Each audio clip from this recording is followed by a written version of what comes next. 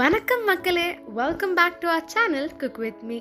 இன்னைக்கு நம்ம சேனல்ல மனதை கொள்ளை கொள்ளும் சுவையின் மகாராஜா அப்படிப்பட்ட மட்டன் பிரியாணி எப்படி பண்றதுன்னு தான் பார்க்க போறோம்.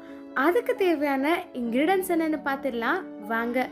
500 கிராம் அளவுக்கான மட்டனை நான் ஃபர்ஸ்ட் வேக வச்சுட்டு எடுத்திருக்கேன். 1/2 கிலோ அளவுக்கான பாஸ்மதி ரைஸையும் ஊற வச்சுட்டு எடுத்திருக்கேன். ஒரு 20 மினிட்ஸ் போல். 4 பெரிய வெங்காயம், 3 மீடியம் சைஸ் தக்காளி, தேவைக்கு ஏற்ப இஞ்சி பூண்டு விழுது, நல்ல ஒரு ரிச் ஃப்ளேவருக்காக கேஷ்யூ நட்ஸ் எடுத்திருக்கேங்க. இது கூடவே நம்மளுடைய சீக்ரெட்டான இன்கிரீடியன்ட் பிரியாணி மசாலா. இதை நீங்கள் இன்னும் பார்க்கலன்னா இப்போயே போய் நம்ம சேனலை செக் அவுட் பண்ணி பாருங்கள். தாளிப்புக்காக பட்டை, பிரிஞ்சி இலையையும் நான் இங்கே எடுத்து வச்சுருக்கேன். இது கூடவே காரத்துக்கு ஏற்ப மிளகாய்த்தூள், ரெஃப்ரெஷிங்கான ஃப்ளேவருக்கு கொத்தமல்லி, இது கூடவே தேவைக்கு ஏற்ப உப்பு, கொஞ்சமான அளவுக்கு தயிர், எல்லாத்தையுமே சூப்பர் பேலன்ஸ் பண்ணிடுங்க. இது கூடவே கொஞ்சமான அளவுக்கு புதினாவையும் வெங்காயத்தையும் நல்லா கிரைண்ட் பண்ணுறதுக்காக நான் இங்கே எடுத்து வச்சுருக்கேன். இது கூடவே காரத்துக்கு ஏற்ப 4 பச்சை மிளகாயையும் நீங்கள் எடுத்து வச்சுக்கோங்க. தாளிப்புக்காக தேங்காய் எண்ணெய் நான் யூஸ் பண்ணியிருக்கேங்க. நம்மளுடைய எல்லா டிஷ்லேயும் நம்ம யூஸ் பண்ணக்கூடியது தேங்காய் எண்ணெய் தான். சூப்பரான ஒரு ஃப்ளேவர் கொடுக்கும், ரொம்ப ஹெல்த்தியும் கூட. இப்போ நம்ம ஒரு குக்கர் எடுத்துகிட்டு குக்கர் சூடாகிற வரைக்கும் நம்ம வெயிட் பண்ணலாம். குக்கர் சூடாகட்டும்.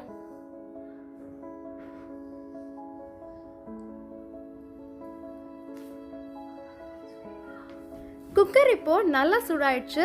இது கூட நம்ம தேங்காய் எண்ணெய் இது வரைக்கும் நம்ம வெயிட் பண்ணிக்கலாம்.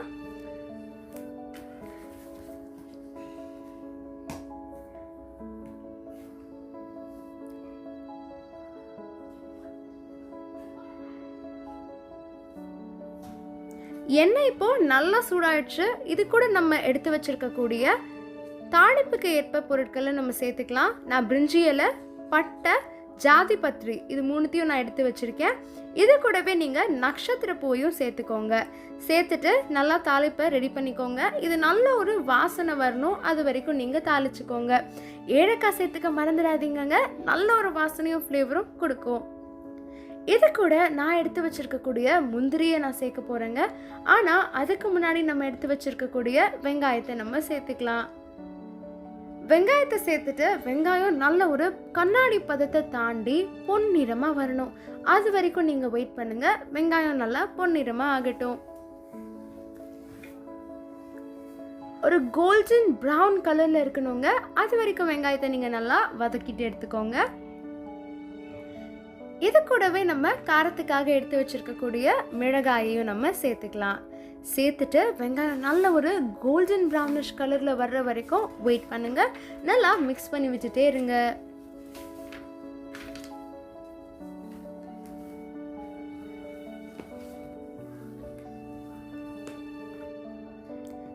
இப்போ பார்த்தீங்கன்னா ஆனியன் நல்லா வதங்கி ஒரு கோல்டன் ப்ரௌன் கலரில் பொன் நிறத்தில் வந்திருக்குங்க. இந்த ஒரு ஸ்டேஜில் நம்ம எடுத்து வச்சுருக்கக்கூடிய இஞ்சி பூண்டு விழுதை நான் சேர்த்துருக்கேன். நான் 2 ஸ்பூன் அளவுக்கான இஞ்சி பூண்டு விழுது சேர்த்துருக்கேங்க. இது சேர்த்த உடனே அடிப்பிடிக்கும், ஆனால் அடிப்பிடிக்காத அளவுக்கு நீங்கள் நல்லா மிக்ஸ் பண்ணி வச்சுட்டே இருங்கங்க. இதனுடைய பச்சை வாசனை, அந்த ஒரு ரா ஸ்மெல் போகிற வரைக்கும் நீங்கள் நல்லா இதை மிக்ஸ் பண்ணிட்டே இருங்க.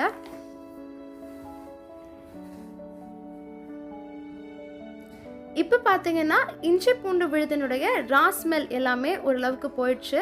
இந்த ஒரு ஸ்டேஜில் நம்ம கட் பண்ணி வச்சுருக்கக்கூடிய 3 மீடியம் சைஸ் தக்காளியை நான் இது கூட சேர்த்துருக்கேங்க. தக்காளி தனியாக, அதனுடைய தோல் தனியாக நல்லா பிரிஞ்சு வரணும். நீங்கள் அது வரைக்கும் தக்காளியை நல்லா வதக்கிட்டே இருங்க. அந்த அளவுக்கு உங்களுக்கு ஒரு டேஸ்ட் கொடுக்கும். இது கூடவே நீங்கள் தேவைக்கு ஏற்ப உப்பு சேர்த்துக்கோங்க. உப்பு சேர்க்கும் பொழுது தக்காளியும் ரொம்ப சுலபமாகவே வதங்கி வரும். இந்த ஒரு ஸ்டேஜ் வரைக்கும் இப்போ பார்த்தீங்கன்னா உங்களுக்கே தெரியும், தக்காளி தனியாக, அதனுடைய ஜூஸ் தனியாக நல்லாவே பிரிஞ்சு வந்திருக்கு. இந்த ஒரு ஸ்டேஜில் நம்மளுடைய பிரியாணி மசாலாவை நம்ம இது கூட சேர்த்துக்கலாம். சேர்த்துட்டு நல்லா மிக்ஸ் பண்ணி விட்டுக்கோங்க. திரும்பவும் சொல்கிறேன், இந்த பிரியாணி மசாலாவோட வீடியோவை நீங்கள் இன்னும் பார்க்கலன்னா இப்போயே போய் நம்ம சேனலை செக் அவுட் பண்ணி பாருங்கள்.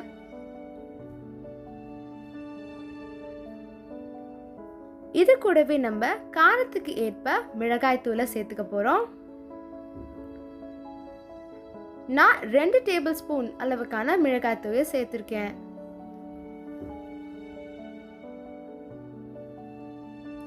மிளகாத்தூள் சேர்த்தோடனே கீழே அடிப்பிடிக்காத வரைக்கும் அந்த மிளகாத்தூளினுடைய பச்சை வாசனை போகிற வரைக்கும் நீங்கள் நல்லா மிக்ஸ் பண்ணி விட்டுக்கோங்க.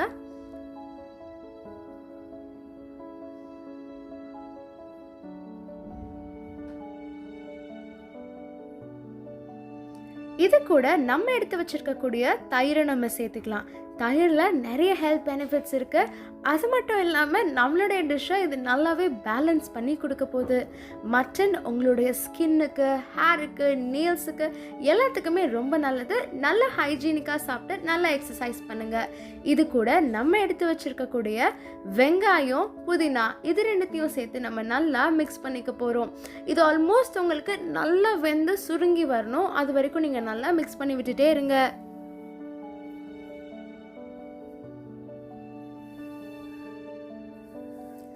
இந்த ஒரு ஸ்டேஜ் உங்களுக்கு பார்த்தாலே தெரியும் எல்லாமே நல்லா சுருங்கி வந்துருச்சு. இப்போ நம்ம எடுத்து வச்சிருக்கக்கூடிய ரெஃப்ரெஷிங்கான ஃப்ளேவரை கொடுக்கக்கூடிய கொத்தமல்லியை நம்ம இது கூட சேர்த்துக்கலாம். சேர்த்துட்டு நீங்கள் நல்லா மிக்ஸ் பண்ணி விட்டுக்கோங்க.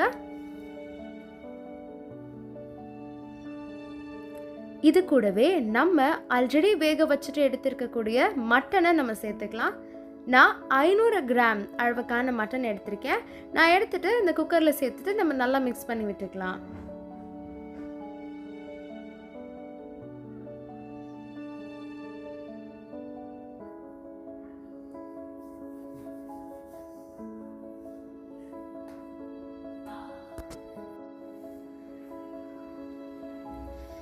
நல்லா மிக்ஸ் பண்ணிக்கோங்க. மட்டன் எல்லா மசாலா கூடயும் நல்லா மிக்ஸ் ஆகணும்.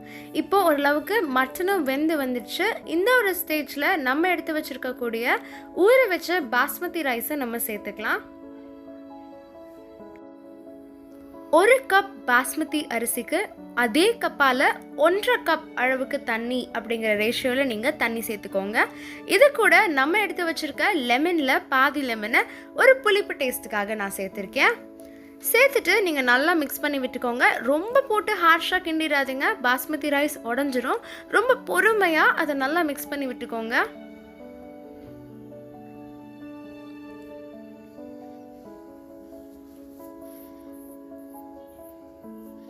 நான் முன்னாடியே சொன்ன மாதிரி 1 கப் பாஸ்மதி அரிசிக்கு 1.5 கப் அளவுக்கான தண்ணி அப்படிங்கிற ரேஷியோவில் தண்ணி சேர்த்துட்டு நம்ம இதை இப்போ வேக வச்சுக்கலாம். இந்த ஒரு பக்குவத்திலேயே உங்களுக்கு தேவையான உப்பு, காரம் எல்லாமே கரெக்டாக இருக்கா அப்படிங்கிறத நீங்கள் செக் பண்ணிக்கோங்க. மட்டன் வேக வச்ச அந்த தண்ணியை நீங்கள் இது கூட யூஸ் பண்ணிக்கலாம். உங்களுக்கு நல்ல ஒரு ஃப்ளேவரை அது கொடுக்கும். அது மட்டும் இல்லாமல் ஹெல்தியும் கூட.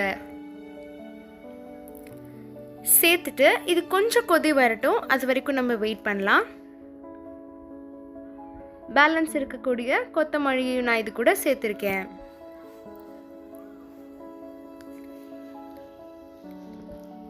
நல்லா மிக்ஸ் பண்ணி விட்டுட்டு நீங்கள் டேஸ்ட் பார்த்துக்கோங்க, எதுவும் சரியாக இருக்கா இல்லை எதுவும் போடணுமா அப்படிங்கிறத. இது கூட நல்லா அரோமா தரணும் அப்படிங்கிறதுக்காக எனக்கு பிடிச்ச வீட்டில் செஞ்ச இந்த ஒரு நெய்யை நான் சேர்த்துருக்கேன். உங்களுக்கு வேணும் அப்படின்னா நீங்கள் நெய் சேர்த்துக்கலாம், இல்லைன்னா இது ஆப்ஷனல் தான். இப்போ நம்ம நல்ல ஒரு ரிச்சான ஃப்ளேவர் இருக்கணும் அப்படிங்கிறதுக்காக கேஷ்யூஸை நம்ம நெய்யில் வறுத்துட்டு எடுத்துக்க போகிறோம். இது கொதிச்சுட்டு இருக்க கேப்பில் நம்ம இதை பண்ணி முடிச்சிடலாம். கேஷ்யூஸ் கொஞ்சம் ஒரு கோல்டன் ப்ரௌன் கலரில் வரட்டும். அது வரைக்கும் நம்ம அதை நல்லா வறுத்துட்டு எடுத்துக்கலாம். இப்போது நல்லா மிக்ஸ் பண்ணி விட்டுக்கோங்க. ரைஸ் நம்ம எடுத்து வச்சிருக்க மசாலா கூட நல்லா மிக்ஸ் ஆகணும்.